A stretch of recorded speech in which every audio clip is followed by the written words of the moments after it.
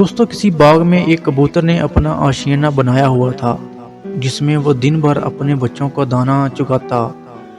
बच्चों के बालों पर निकल रहे थे। एक दिन कबूतर दाना चोंच में दबाए बाहर से आया तो सारे बच्चों ने उन्हें तशवीश से बताया कि अब हमारे आशियाने की बर्बादी का वक्त आ गया है।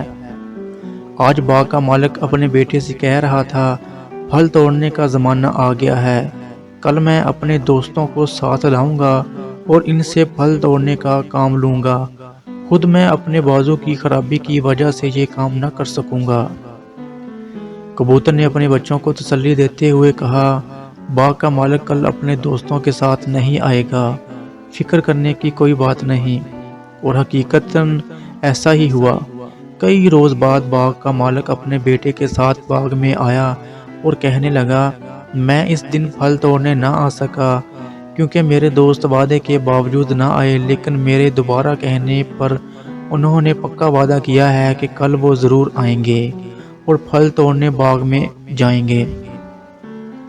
दोस्तों, कबूतर ने ये बात बच्चों की ज़बानी सुनकर कहा, घबराओ नहीं, बाग का मालिक अब भी फल तोड़ने नहीं आएगा, ये कल भी गुजर जाएगी। इसी तरह दूसरा रोज भी गुजर गया और बाग का मालिक और इसके दोस्त बाग ना आए। आखिर एक रोज बाग का मालिक अपने बेटे के साथ फिर बाग में आया और बोला, मेरे दोस्त तो बस नाम के हमदर्द हैं, हर बार वादा करके भी टाल मटोल करते हैं और नहीं आते। अब मैंने फैसला किया है कि इन पर भरोसा करने की बजाय अपना काम मैं खुद करूंगा और कल बाग से फल तोड़ूंगा। कबूतर ने ये बात सुनकर परेशानी से कहा, बच्चों, अब हमें अपना ठिकाना कहीं और तलाश करना चाहिए। बाग का मालिक कल यहाँ जरूर आएगा क्योंकि इसने दूसरों पर भरोसा करना छोड़ दिया है। दोस्तों, दूसरों पर भरोसा हमेशा नुकसान का बायस बनता है।